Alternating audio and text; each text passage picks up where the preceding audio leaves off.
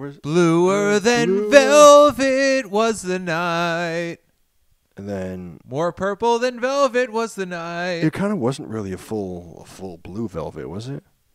In the first scene, like they break into the house, like I saw the velvet. Yeah, not like sad blue. Blue. No, the color. The velvet wasn't sad or anything. Toilet bowl blue. Toilet bowl blue. Perfect. This is Brady and Joe's podcast about them watching movies. Each episode they talk about the film the other chooses. They're not the worst. They're not the best. The Super Film Quest. Yeah! Welcome to Super Film Quest. I'm Joe. That's Brady. That's Josh. What's up, guys? Hello. How's it going? I'm just itching to talk about movies, you know? I'm itching to talk about B-Movie, the movie I chose this week. Did you say B-Movie? No, the movie. Oh. The movie. Because that's what I watched. You watched B-Movie? Yeah, the Jerry Seinfeld vehicle. Oh my God. This week, I chose Mulholland Drive. David Lynch's Mulholland Drive. What year was that? 2001 is that from? You know, I didn't even check. I haven't seen very many David Lynch films. I've seen Dune. I've seen Blue Velvet. That's it, I think. I've never seen... What are his other major ones? I don't even know. Do you know? No. Maybe we should talk about that later. Yeah. Eraserhead? Eraserhead! That's crazy. It's had some sort of fetus that was exploding and vomiting and some face in space, and yeah, that's pretty much it. Cool. So yeah, I chose Mulholland Drive. Why? Other than that, I don't really know why I chose it. I heard it's... I'm always gassy when we podcast. I'm sorry. I've heard it's wacky. I've heard it's crazy. And people ain't lying. That stuff is crazy. I thought it was very straightforward and, I don't know. Almost clinical. Kind of uninteresting in its narrative structure. It was like a clinical surgeon, just getting right to the point. So, should we do like a recap of this movie? We could try. Everybody be cool! This is Super Film Quest movie recap. Any of you fucking pricks move! And I'll execute every motherfucking last one of you! Language. I made a little intro there. It was good. I heard it. What? Wow, we're getting so technical now. We're doing we can hear it. We're wearing headphones and we can hear it now. I know it's a work in progress, but it's progressing very nicely. We're getting there. Yeah. So do your as your producer, now that we've played your production piece about the recap, do the fucking recap. No, my work's done here. I'm done. That's all. Recap. So there's this girl. Oh, it starts off with people dancing. That shit was weird. Remember in the first 30 seconds, people were like dancing. Yeah, it put me in a really good mood. Even though it was there were a lot of people, and some of them were the same couple, and some of them were silhouettes, and some of them were like transparent silhouettes that were looking into the windows of other people. It starts you off like nice and happy though, like our theme song starts. It gets everyone nice and happy, gets us in the mood. Yeah. So and then we take them to very dark places. The dark town, Chinatown. So after that, the real movie starts, and then there's some broad in a limo. She's riding in a limo. She looks rich. She looks important. And then next thing you know, the limo stops, and she's like, "We don't stop here. We don't stop here." How does she know where they stop? They only stop at certain places. I don't know. And the guy has a gun, like, "Oh, we stop here now, bitch." And then she tries to escape from the car, and then there's these kids driving like maniacs, and they crash into the limo. And then there's a big, huge accident, and she stumbles from the wreckage. She crawls from the wreckage, and she's stumbling through the woods. It's clear that she's suffered some sort of brain injury, right? I think so. It wasn't her leg or anything. She has a cut on her head, right? Clearly, blood? Clearly her brain. Was it blood? Or was it very dark lipstick? There was a head injury. Maybe during the crash somebody kissed her on the head. There was a head injury regardless. And she stumbles through the woods, and she stumbles to this house, and then she falls asleep in front of the house in the shrubs. I've totally been there before, by the way.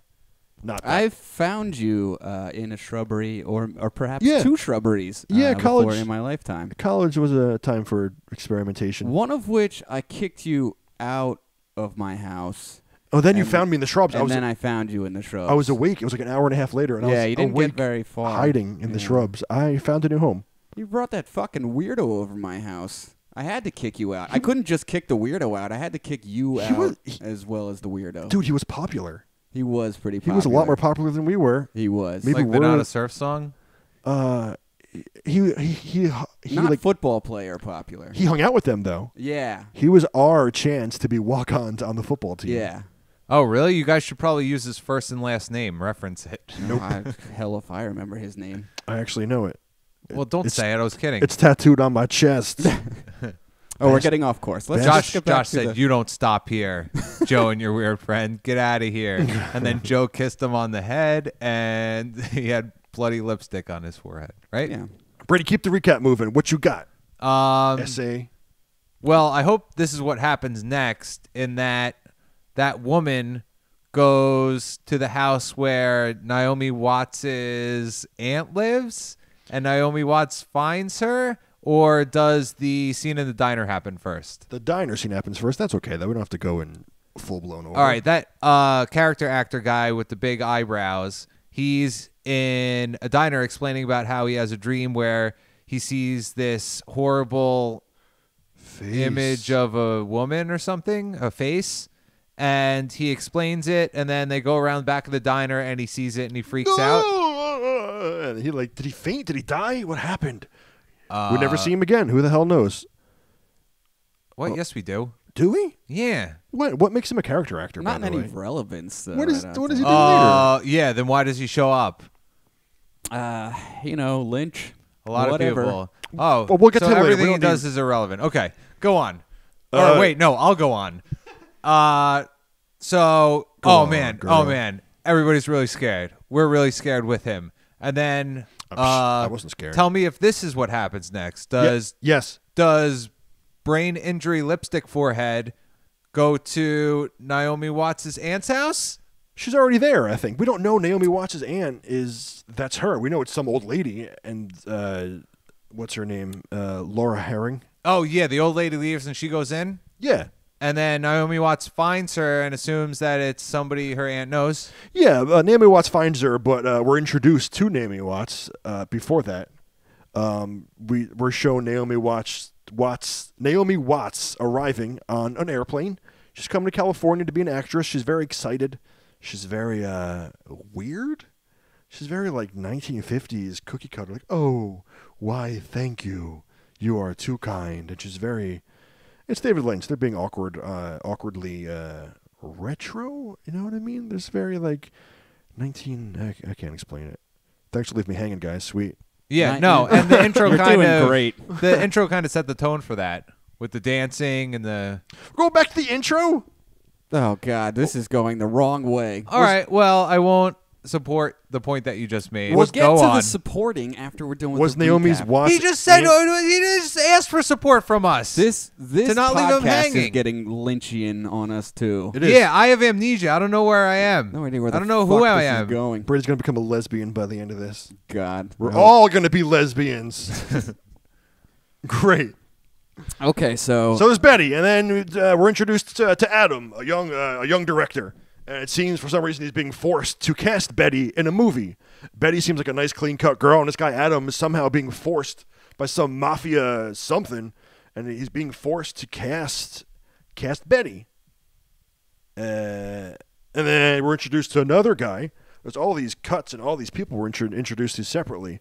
There's a scruffy-haired dude who is talking to his friend who looks like Balki Bartakamoose, but he's not. What's that guy's name? The actor's name? I forget his name. Bronson Pinchot. Bronson Pinchot. It looks like him, not him. Talking, their friends. Bang! He shoots him. Weird. Then he shoots the neighbor, and he shoots the janitor, and he shoots all sorts of people. that was Jacob from Lost. I don't know if you recognize Was it? Yeah, that was Jay. That was the main guy, not the main character, but the main force in Lost. Matthew Fox, huh? That was Matthew Fox. No, that wasn't Matthew Fox. Oh, no, okay.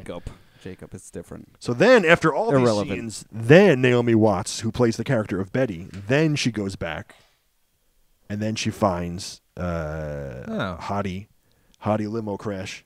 I skipped over a lot of stuff, huh? Hottie Von limo crash. You just want to cut right to the sexy lesbian scenes. And then they're in the house, and then they're in love, and then they're naked. The end. What about Billy Ray Cyrus? Billy Ray Cyrus is this is hard. It's very difficult to try to describe a David Lynch movie, and this is probably one of the easier ones to follow as far as David Lynch movies that I've seen. I was kind of plowing through before. Should I continue to plow? Yeah, keep plowing. Yeah, let's plow. Let's get to the end, and then we'll get to the discussion. I'm gonna plow. So Betty, she goes back to her aunt's apartment, and she finds this lady, this head injured lady, living in the apartment. She just assumes it's her aunt's friend. It's like, oh, I'm here to live in my aunt's house for a couple months. Hope you're not super attractive. Oh, you are. And this girl's in the shower. And they, I don't know. Fill something in, Brady. What does she do? She says, what are Josh, you doing there here? you I go. can't believe you're in the shower. I thought I was alone in my aunt's house that I'm supposed to be watching. Yeah. And I guess for some reason she convinces her that, no, I'm supposed to be here. I'm just taking a shower. So she believes that it's her aunt's friend who's also staying at the house. And eventually it's brought to her attention that it's not her aunt's friend. Yeah. But she's kind of grown attached to her for some reason. Yeah, she seems friendly. She's not violent or dangerous. She's kind of helping Naomi Watts' character, Betty. She's helping her with her acting lines. Yeah. She's helping her, she's getting settled here in Los Angeles, California, somewhere. And she's helpful. They're kind of friends. And then they become like mystery solvers. Like, well, how did you get here? Obviously, she suffered a head wound. She has no idea who she is. They're going to go on an adventure just like in the movies. We should find out who you are. And they're going to find out who the fuck this lady is. And they dig deeper. They're trying to find out who she is. She remembers some name. Oh, the name is Diane Selwyn, I think. She's like, oh, that name, Diane, sounds familiar. I think I had a friend named Diane Selwyn. They look into that name. They go and they hunt. They look and they find her apartment complex. They find a neighbor. And she's like, oh, she's over in this building. You have the wrong number. She's in this building. So they go to the other apartment and they find this lady, Diane, and she's dead in the apartment. They broke into the apartment. And then they find her dead and they just leave. Like, I didn't see nothing. We didn't kill her. We don't know who killed her. So they kind of uncovered more than they wanted to. It wasn't just let's find out who you are. Oh, that's you. Yeah. Now there's a dead body involved. The plot thickens. And then after that, they're horrified and they go home and then they got sexy. I think they lesbianed out after that. They went home and they got all sexy together. Diane and Rita. Rita is the sexy limo head injury girl's name. And they have a big, hot, sexy lesbian fest. I don't know if you'd call it a fest. It might have just been one. Yeah. It was happening. It was a brief fest, but they were in love. They were. I felt love. Yeah, they were in love. There was love. It oozed through the screen. And mostly, yeah. I thought you were going to say the sheets. Whoa. I was going to say, I don't know. They didn't show that.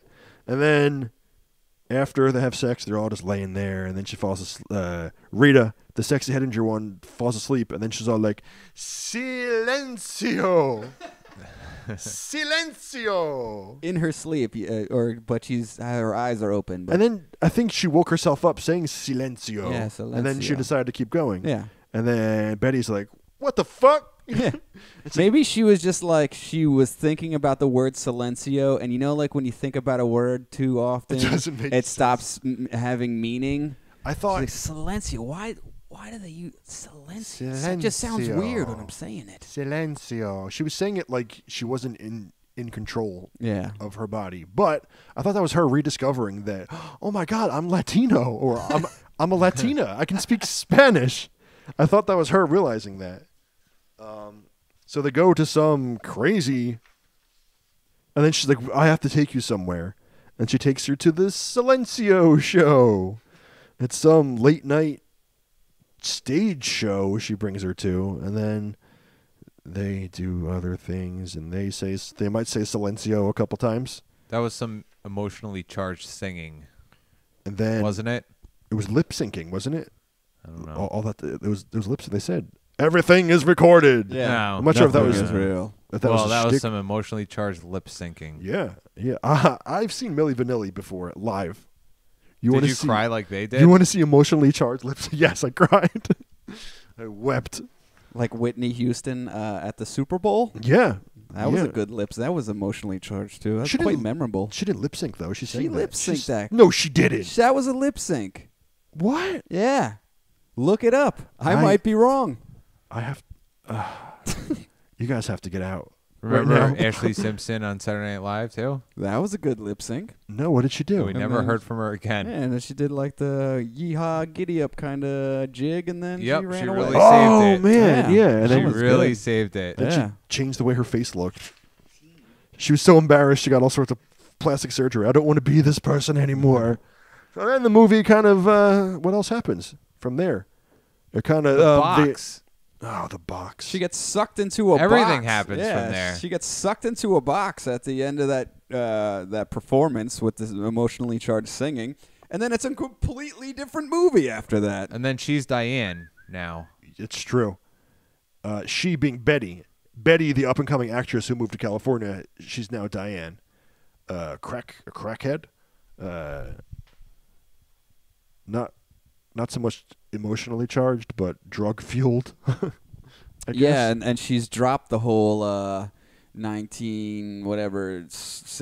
50s swing dancing kind of. Oh my gosh, Oh golly. my goodness, I'm gonna go be a big star, and now she's a bitter, broken human. And then, It's a really hard movie to describe.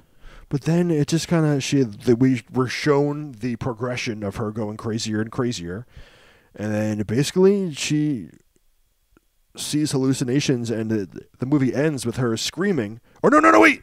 I'm missing a huge major thing. Yeah. She hires someone to kill this sexy Latina head injury lady, Rita.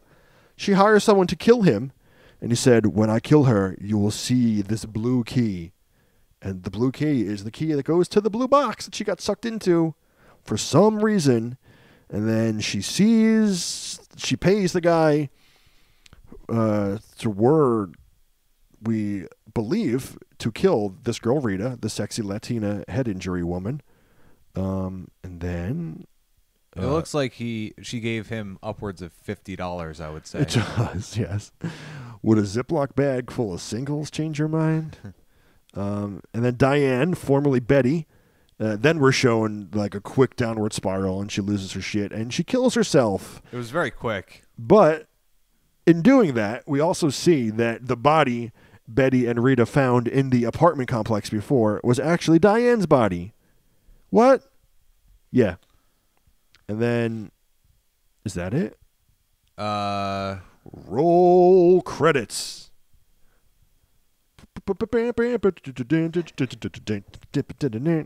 Yep. So, Yeah, the credits start and it says a David Lynch joint. So where does that leave us? It leaves us confused. Is the hour up already? Oh yeah, The end. Thanks for listening, everyone. That's okay. So recap in 10 seconds or less. Movie star moves out to California, finds a girl who has a head injury. They try to find out who she is. It ends up that all of this is in her dreams, and she's actually someone that was in her dream, and she's trying to kill him, but she ends up killing herself. The end. David Lynch. Let's jump into it. Rita, is she real? She's real. Rita, the head wound sultry Latina. Yeah. She's real, right? Well, I don't remember. What was her name once the blue box happened? After the blue box, post blue box.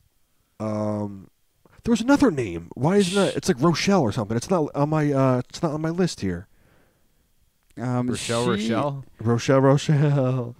Rashida Jones. I think wasn't she Cynthia? Wasn't she the person that had to be cast in that movie? Yeah. She was Cynthia. Yeah. So she's Something like that. Cynthia. Cynthia. It's not Cynthia. I don't think. I thought it was No, it's Cynthia something. It's sexier. Catherine. Catherine Zeta. No, I don't know. I'm looking at the it's- cast list and there's a Cynthia. It's so I think it's Cynthia. I think Josh Really? is right. Yeah. It's Catherine Town though. So She's not allowed to be Cynthia? That's a different... No, you must not cast her as Cynthia. I'm gonna assume she was real because she was in pre-box and she was in post-box. True. I assume Okay. everyone was real, but in terms of what they are... But at some point, Naomi Watts' character was an up-and-coming actress. That's true, right? What, in the pre-box? Yeah, or in... Well, post-box... Well, yeah. In the pre-box- post-box, she was an established actress, no? Or somewhat established. Oh, okay, so I guess she had to be an up-and-coming at some point, unless she was like Naomi Watts and scored a lead role in a David Lynch film. Pre-Blue Box, before they get sucked into the Blue Box, is all that a dream or is all that real? It's hard to say for certain. I think some theories say that all that was just a dream. I was under the impression that all of the pre-box was a dream. Because I assume that post-box, that lady is real, and she's gone insane. And the key to me was when she says early in the movie, like, let's solve this mystery just like they do in the movies. So she's having some like mental breakdown where all of this stuff that's happened to her in her life, she's made into some dream. Okay. And the reality of it is that she is the person that's getting shit on, and she goes nuts and kills herself. And her, the idea that there's some huge conspiracy that you have to cast this girl, that's just her kind of imagining. That was her coping with the girl actually getting the part, and her not getting the part. So in her dream, that girl has to get the part in order for her, for the story to match up. And this whole conspiracy, they wanted her. She was the girl. And then she got screwed over even through the whole conspiracy.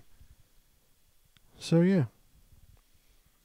Yeah, I think that's the most straightforward way to interpret it, I guess, or in terms of the most easily digestible way to interpret it based on, I would say, one viewing. It's like I was watching this movie for the first time because I hadn't seen it in years. So, okay. I think we would all agree with that, and it kind of makes the most sense. No?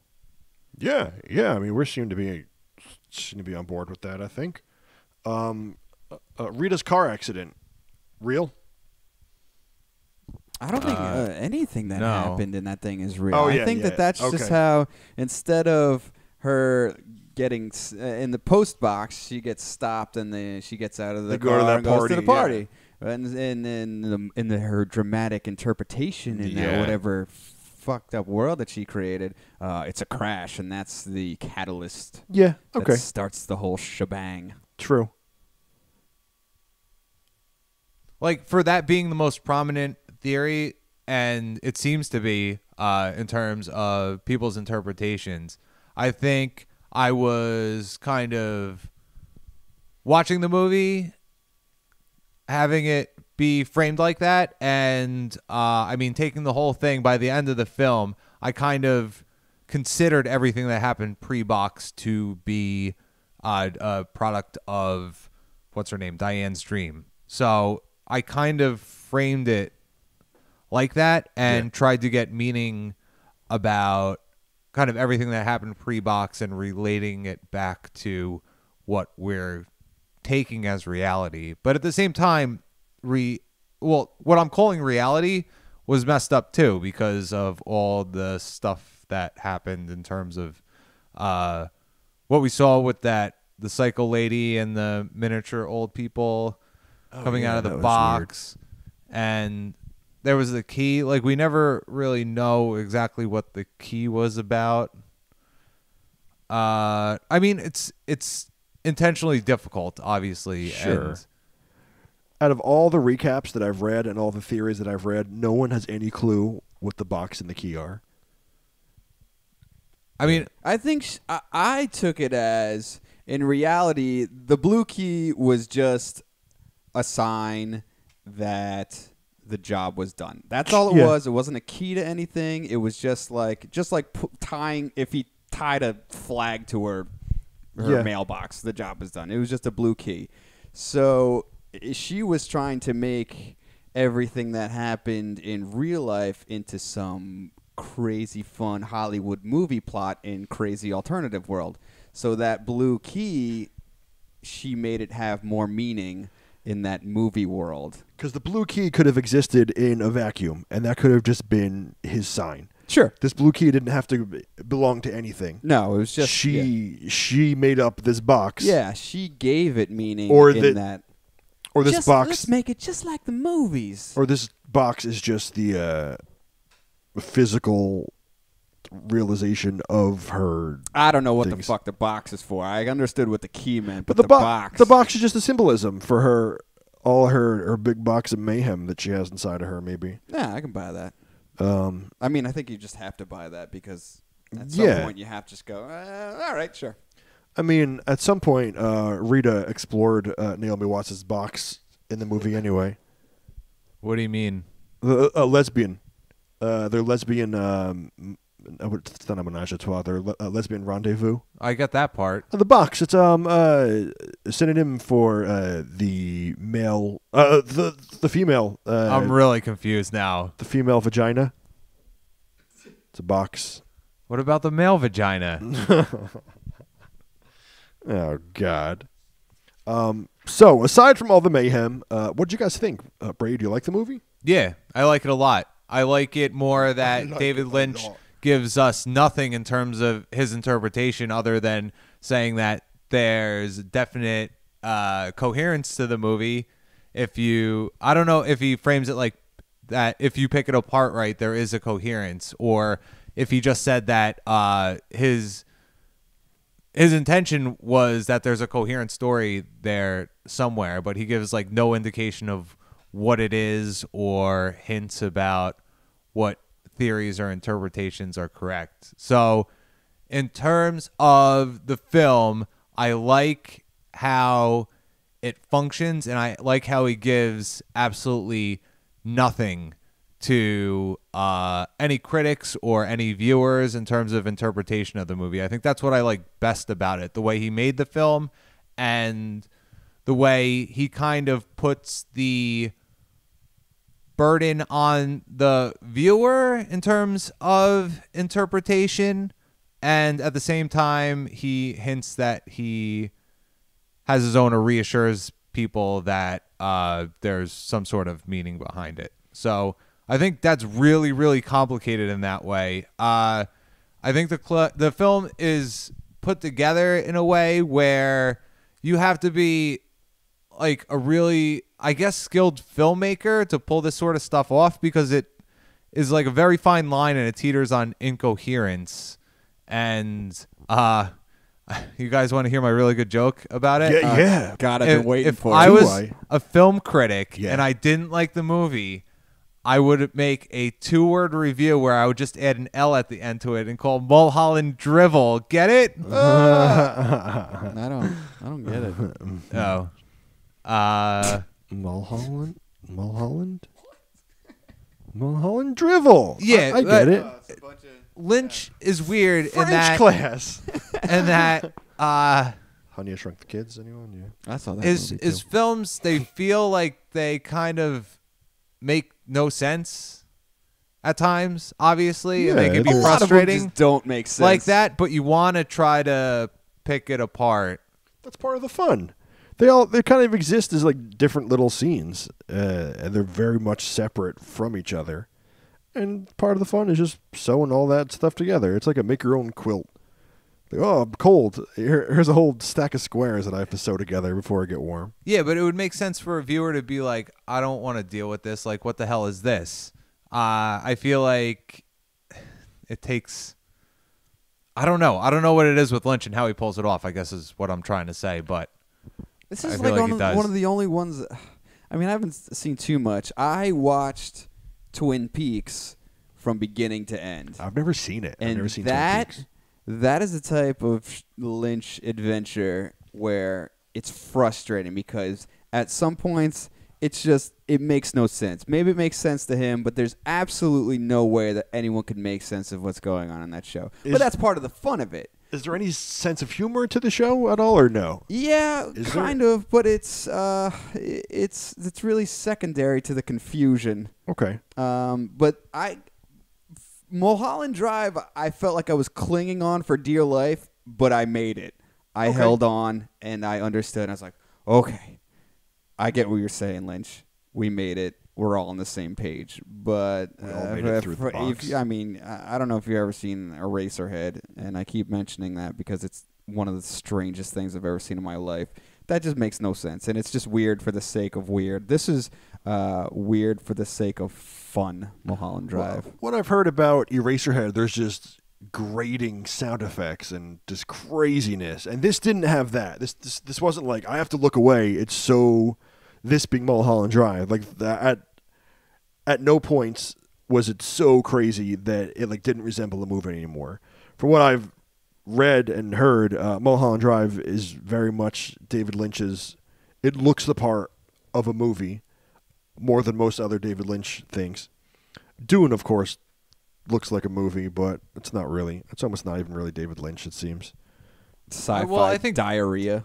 Dune he tried to make kind of is more straightforward movie, or in terms of just straightforward narrative type thing, but with weird subject material, and it just turned out to be kind of a mess. Was Dune his like entry into the whole directing thing? Twin Peaks before that, or no? I think well, Eraserhead was definitely before Dune, right? Oh, Eraserhead was, okay. Yeah, I think Eraserhead was first, and then he went into the Dunes and the Twin Peaks. But Twin Peaks was his entry into TV. But Mulholland Drive was supposed to be a TV show as well. How would this have survived on TV? Would it be like after Knight Rider? I'm like, oh, time for Mulholland Drive. Or like a Sexy USA one, like after La Femme Nikita? Maybe? I feel like, when was it pitched? In the 90s? I feel like... Before Duckman? After... Duckman was really weird. After Duckman? I feel like TV shows that got picked up in the 90s or earlier than that, I feel like they had much longer leashes. So I feel like if it did get picked up, they would have gone with it for a season and given it some sort of heads up in terms of you have to wrap this up, Lynch. Yeah. And that's kind of what happened. I mean, he filmed a lot of this footage was for a pilot of a TV show or parts of a TV show, and then he decided to like wrap things up with the ending. I don't even know if it was his decision. I was under the impression that it was too fucking weird for TV. And they didn't want to do it anymore. No, yeah, I'm not saying that it was his decision to stop it. But, I mean, when you pitch a TV show, you usually film a pilot. And I'm saying that, like, some of this was filmed for the TV show. And then when it wasn't picked up, I think I read that he kind of slapped the ending on. And I shouldn't say slapped the ending on, but he used some of the footage and kind of gave it the ending. Huh. Like the whole box thing? I don't know. I don't know what elements were in there and what movies weren't. So I was interested in hearing your guys' interpretation on what the old people meant to the movie, because when Naomi Watts, she gets introduced, she's getting off. She's in the airport. She's getting into her cab. She's saying goodbye to the two old people that she was. I'm assuming she was talking to on the long flight out to L.A.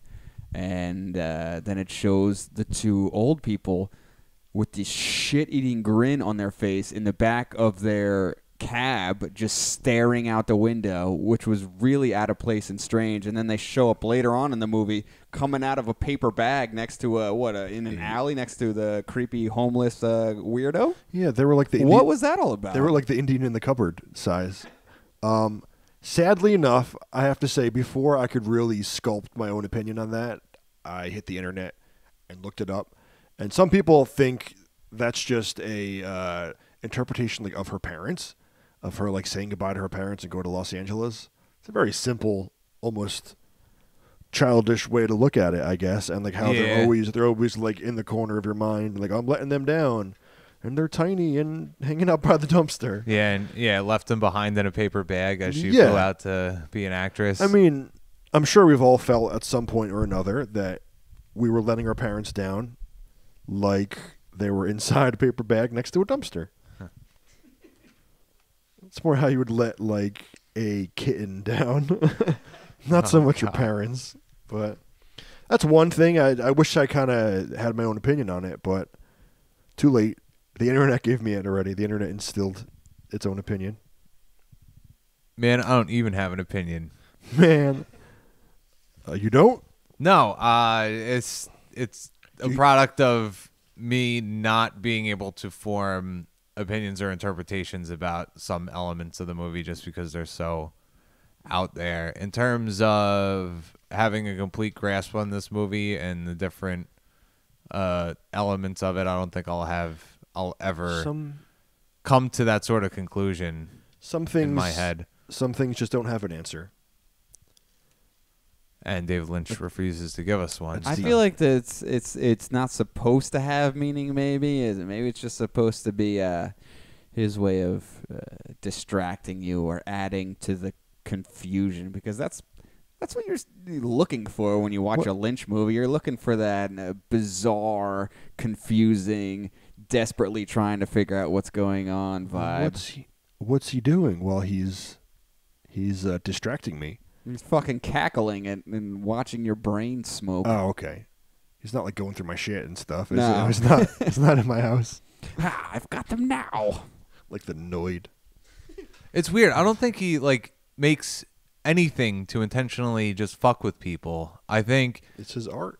Yeah, I think there's certain purpose to it.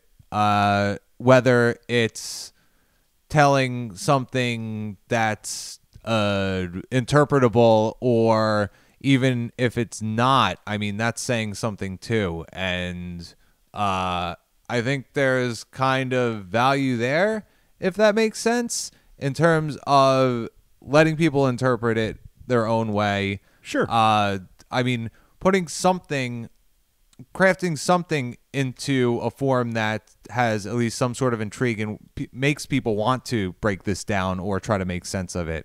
I think there's skill there and there's purpose in that. And that's kind of what I was saying in the beginning. I like how he doesn't give us anything with this film in terms of people trying to get answers out of him.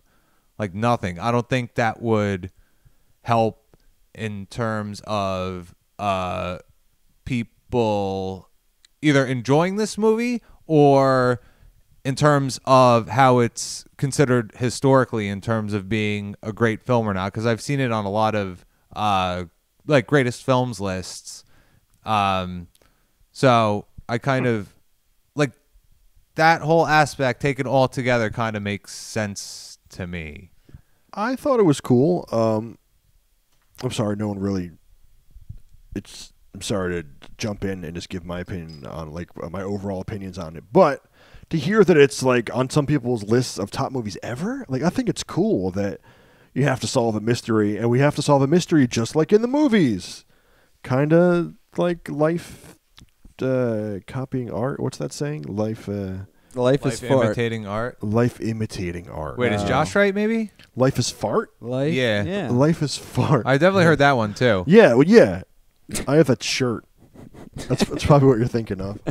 I got it at the Wildwood Boardwalk. I just didn't think that I didn't think there was anything interesting going on as far as cinematography and music. Did you see those tiny ass people? Yeah, they were so small. Yeah, that was like Star Wars style super special effects there. It's a cool movie. I'm glad I watched it. It opens my eyes to other things that I don't normally see in a lot of movies. I don't really watch a lot of David Lynch.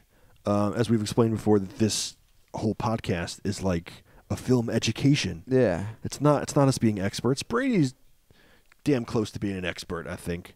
That's just because he's a master. Aren't you the master? Don't you have a master? You have a master's degree in English. Yeah. Well, you're better than they made Paul Thomas Anderson. Paul Thomas Anderson made a movie about me. Oh, really? What's it called? The Master. Yeah, Philip Seymour Hoffman, the late Philip Seymour Hoffman. Yeah, he's dead. And he looks like me, right? Yeah. Joaquin Phoenix is in that, right? Yeah. You made a little pun about Mulholland Drive before to add the L and make it Mulholland Drivel. Yeah. Do you know what I call Walk the Line, starring Joaquin Phoenix? What? I call it Walk the Line. Wow, that's really good. JOAQ. Wow.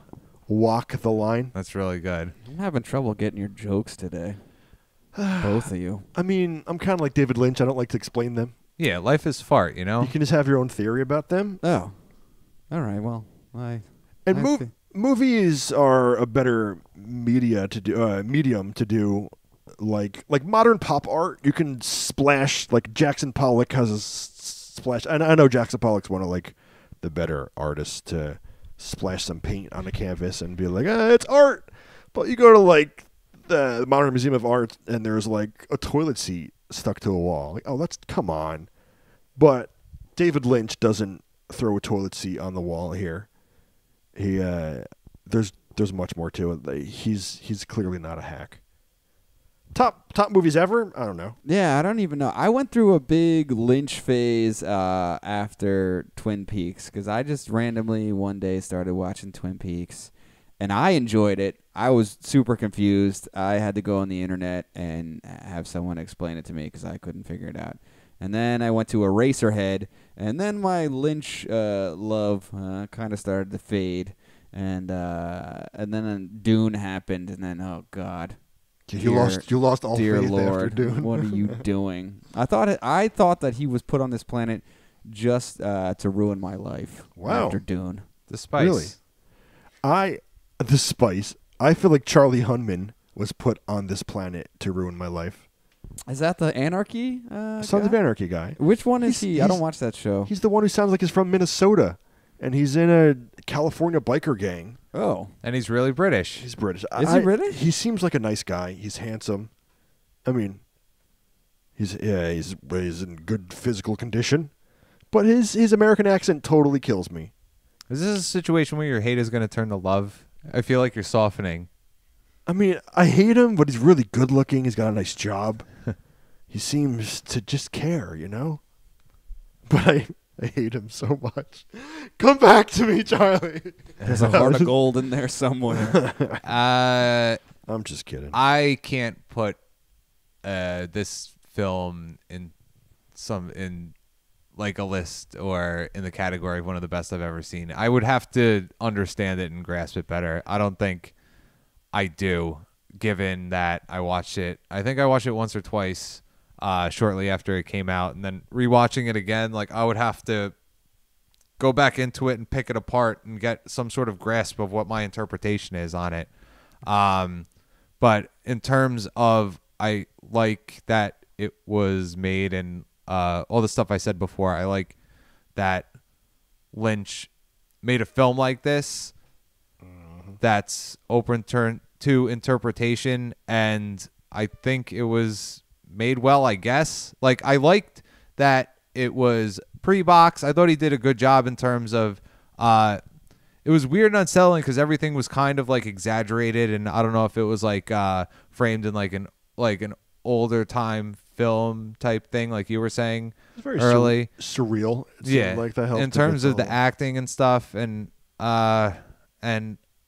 again, it felt really disjointed and everything. But I mean, I can't get to that place where that I would put it as one of the best films I've ever seen, because that would be mighty pretentious of me to be like, oh, I didn't get it, so it must be great. Or it's smarter than I. It must be great. Yeah, I'm the but I master. realize that I'm identifying that it's better and beyond my interpretation, so that's why it's so good, or something like that. You know what I mean? I can't put it there. That makes me nervous because I felt like I kind of got it, and if the master doesn't know what the hell's going on, I'm probably wrong.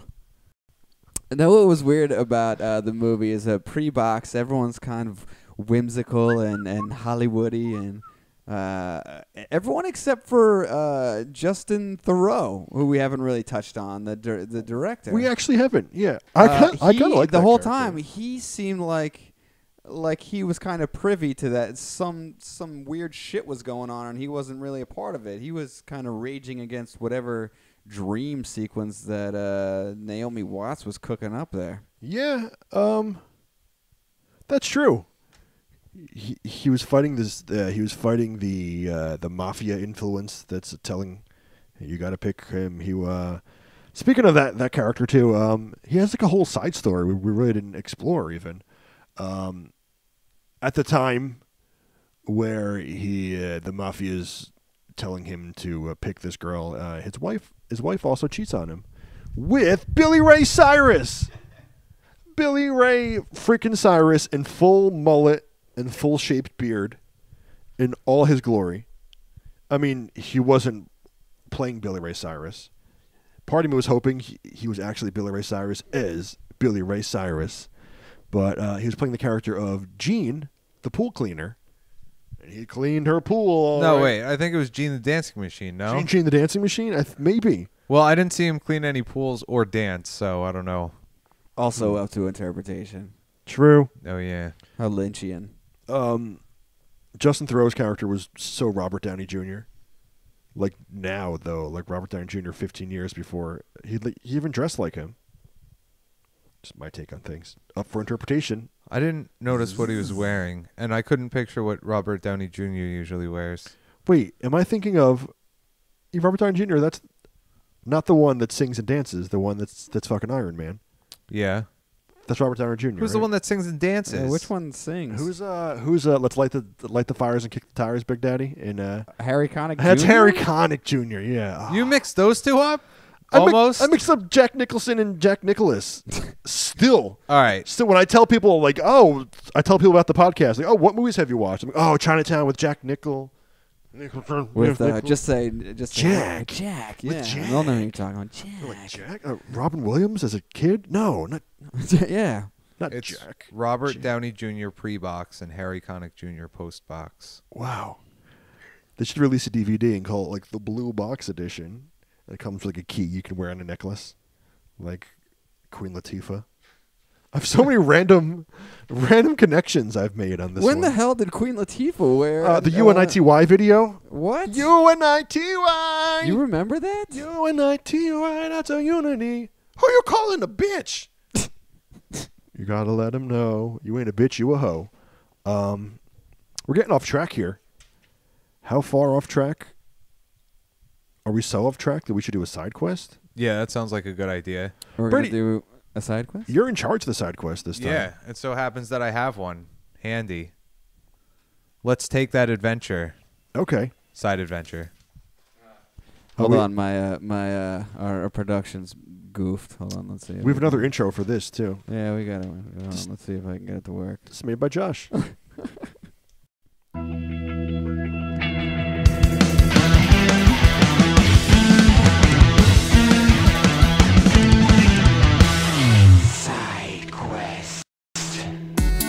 Oh, yeah. What's the quest? All right, for this side quest, it's going to be David Lynchian in that I have a number in my head. Yes. And I have a list out in front of me of every feature-length film that David Lynch has recorded. And what the game is going to be, you two are going to work as a team to name as many David Lynch films as you can. I have a guess in my head of a number of how many that I think you guys are going to get in 1 minute. If you name that exact number, then I win the side quest. Oh, shit. Any less or any more, and I win the side, or you win the side quest. Got it? Yes. Okay. I'm probably going to have you guys time this. Okay. Okay? I'll time it, sure. I'm ready when you are. Did you guys hear me fucking up the production over Yeah, there? that's okay. No. Oh, shit. Dude, I think one of my wires has gone goofy. Let's see what if happens. people could see the amount of Listen, wires, Listen, this is the wire. if people could hear. Listen, let's just acknowledge this. And By the way, this is my fucking wire I'm working with. special thanks to Toon Food for giving us the music. It's a song called Back Home. It's an online release. You hear this shit? Yeah. And Thanks for blowing letting it. us use it. Yeah, thanks Let for... us Sorry, take I'm a dump blowing over my it. shitty wire. All right, I'm just going to turn off the wire. Is that cool? You sure? Yeah.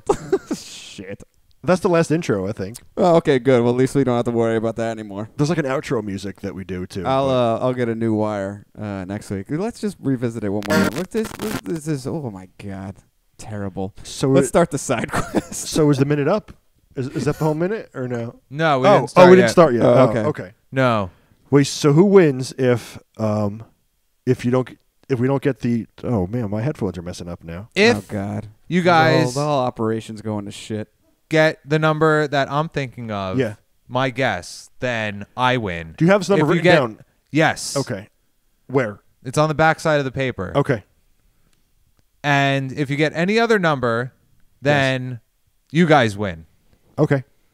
But you guys have to try. Deal? Gotcha. Oh wait. Okay. All right, Okay, so we have to try. All right. Yes, so we'll please try. All right. I'm ready to go. You want to start in 3, 2, 1 minute. Let's go. All right. So Mulholland Drive. Mulholland Drive is one of them. Eraserhead. Eraserhead is Eraserhead, some people would say. Dune. Dune is also one. Dune 2. I don't. No. Dune. Return. Oh, the other side of the Dune. Blue Velvet. Blue Velvet is one too. Oh god. We're running out of time here. The Elephant Man. The Elephant Man. That's right. The Elephant Man is one. I saw it on his list. Oh, you cheated? I looked at his list. Oh my god. All right, so we're scratching Elephant Man out because Yeah. you cheated. No, it counts. Okay. I'm not an animal, guys. I am not an animal. Shut up, John Merrick. Syphil and Ollie? No, that's Dirty David Lynch. Dancing. The The Savannah Nights one. yeah, that was Lynch. Is that him? That was Yes. Lynch. Oh man. And the first Winnie the Pooh. Shit, that's time. The Huffalumps and Woozles. How'd we do? Okay. Looks like you got Eraserhead, the Elephant Man, Dune, Blue Velvet, and Mulholland Drive, putting your grand total at 5. 5. And what was your guess? Let's go to the guess. 5. 5. Son of Oh, a you bitch. guys lose. I win. I thought it was on the back of that paper. I made the exact. Well, it was folded like this. That's the front of the paper, though. Oh, okay. I didn't see I that. had it folded like this, so you guys couldn't see the guess. Can I see the list, or do you want to tell us? So Yeah. we lost, and my wire sucks. Is that My headphones are crapping out too. I just seriously bought these. Good thing you bought the cheated headphones? and You just guessed the bought the Elephant headphones? Man, Yes, or bought the else headphones. you would have won. I have a huge. You would have head. won if you didn't cheat. I have a huge head, so there's a good chance I'm just stretching these to the brink of what they can take. We missed. I'm sorry to take your list. Do you want to give us these goods? I was just very excited. to see You the missed list. movies such as Lost Highway, Lost Highway? I saw Lost Inland Highway. Empire, Really? Oh. I've never Twin heard of Peaks, these. Firewalk with Me, Damn. Wild at Heart, The Cowboy and the Frenchman, Ooh. Blackout, Tricks, There's a Straight Twin Peaks Story, Rabbits. movie? Yeah, there was a movie. It pretty much was, I think, a summary of Twin Peaks. Or No, I thought it. was Yeah, like I a- thought it wrapped stuff up. No. I don't know. I thought it wrapped itself up rather terribly. So I just Well, accepted the ending that I saw. I which didn't see didn't it. Understand. It was all a dream, Josh. It wasn't all a dream. There was Now something weird come in going my on in that box. hotel. And the Twin Peaks had an intro that was honestly 2 minutes long, and it was Really? just some piano music that went on forever. And it was like weird, like factory stuff. And Yeah, it was just like it'd be like a picture of a bird, and then it would show a mountain, and then like some trees, and then a factory. We should probably can you tag the Twin Peaks theme song to the end of this? Oh, we're still on the copyright thing. We don't want to use I copyright don't know. material. Yeah, I mean, I went on Reddit and I got some people to give us some 8-bit music. Okay, so we'll use that instead. Um, I wouldn't want to put anyone through 2 minutes worth of the Twin Peaks theme song. No. Anyway. God, horrifying. is it? I what can't is believe it? that was on TV. Is it synth? Is it? I'm picturing synths. No, it's kind of just piano. It's just piano-y and terribly long. Does David Hasselhoff sing the theme song to Baywatch or no? Yes. He does. Okay. Was it Just- just why? That was You on- knew that? I was just guessing. Is that No, true? yeah, that's oh, true. That, yeah. that was just unrelated. I was just wondering if How does it go? Scott Bakula sung the theme song to Twin Peaks. No, it wasn't. No, Scott Bakula sings the theme song, The Quantum Leap. Oh, Quantum Leap. Who's in Twin Peaks? And he doesn't actually sing it because there are no lyrics. I'm putting my Twin Peaks. I'm putting my mic down. One of the guys from what's that show with all the ladies? And they all. Scott Bakula? No, that's not Scott Bakula. Scott Baio? No, he's got a Baio kind of vibe to it. Who are you guys talking about? Courtney Cox is in the show. With David all Arquette? Friends? Desperate Housewives. He's in Desperate Housewives. Kyle MacLachlan. What are you guys talking about? Courtney Cox is not in Desperate Housewives. She's not? She's in Old Lady Cougar. Are you guys talking about the lead in Blue Velvet and Twin Peaks? His name's Kyle MacLachlan. Why don't you guys listen to me? Oh, shit. I'm sorry. Why don't you just ask me? Why don't you act like I exist? We were talking about Scott Bakula and Courtney Cox. What show were they in together? Seinfeld? Sarah McLachlan, he says. Yeah, Sarah It's McLachlan. not Sarah McLachlan. Yeah, unlikely. In the arms of... Was that copyright infringement? Is it parody? It's parody, I think, yeah. If you're covering it, you have to be selling animals with one eye. These puppies are going to die without your love. Thank you, Brady. I'm sorry we didn't know that guy's name. What was his name again? Kyle MacLachlan. Kyle MacLachlan. He's in Twin Peaks, not Scott Bakula. And Desperate Housewives with Courtney Cox. I don't know if I know the difference between Quantum Leap and Twin Peaks. And Sliders. Courtney Cox is in Cougar Town. She's not in Desperate Housewives. Well, then who the hell's in Desperate Housewives? Who? Tony Parker's ex-wife? Terry Hatcher. Terry Hatcher is in Desperate Housewives. You're right. Eva Longoria is Tony Parker's ex-wife. Longoria. And she's in it. Oh. Did she ever date Evan Longoria, the baseball player? Yes. She did? Yes. Oh. They just did that just for the story of it. Or maybe they didn't. I don't know. That's like maybe when that was Tom pre-box. Cruise- Or maybe they didn't. I don't know. That like Tom Cruise dating Penelope Cruz. Penelope Cruz, yeah. Tom Cruise, the inventor of the Jazzy or the scooter. Tom Cruise, the first person to ever shoot a cruise missile. Tom Cruise, the man who is talked about in 60% of his podcast, even though he's not in any of the movies that we've talked about so far. He always comes up. It's Tom Cruise, man. He just sort of permeates everywhere. He totally is, man. He's everything. Tom Cruise's life. I think I said that once before, too. God. Yeah, and you said that he dances in the rain with flowers or something. Or flowers rain on him and he's dancing in Magnolia. Don't ruin that. That might be true. I just don't remember it. It's probably Vanilla Sky. No, it's not Vanilla. Oh, yeah, you thought it was Vanilla Sky. Yeah. Vanilla Sky runs around saying tech support. Tech support? Why? Are they like... He needs tech support because he's plugged into thing and he was going to die, but then they had him in suspended animation and he got to live this weird fantasy life. Open your eyes, Joe. Open your eyes. I've never seen it. This is my education. Educate me, Brady. I am. Oh, thanks. I'm sorry. Penelope Cruz was in that. She's kind of a babe, right? Abre los ojos. Silencio. Silencio. Silencio. Closing thoughts on this movie? David Lynch. I mean, how can we give closing thoughts when we've just given our thoughts for the last hour? I liked it. It was an experience, and I like what the movie functions as. Yeah. Yeah. I like it, too. I like it. Not one of the best movies ever. Interesting, though. David Lynch, always interesting. I'm glad I saw it. Josh, your take? I thought it was cool. I was, like I said before, I hung on for dear life, trying to understand it, and I felt like I made it. I felt like I survived, and I understood it, which was an accomplishment for me. Give us a random rating. Just make up a rating and give it 1. I give it 4 out of 7 lesbian boobs. Oh, very nice. Brady? Arbitrary rating. I'll give it 47 out of 50 male vaginas. Oh, very nice. As far as my rating goes, on my meter, it registers more towards Turner than it does Hooch. Oh, okay. That's good, right? Turner was the dog, right? No, Hooch is the dog. Oh, shit. I think. Yeah, So you so didn't it's like more the movie? human. Sure. Hi, I'm more John. human than canine. I'm Detective John Hooch.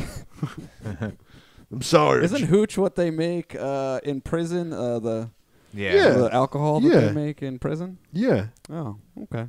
So glad we cleared that up. Very nice. Listen, Rummy, where'd you pinch the hooch? So where does that bring us? Let's see. That brings us to the end, Joe. No, there's more.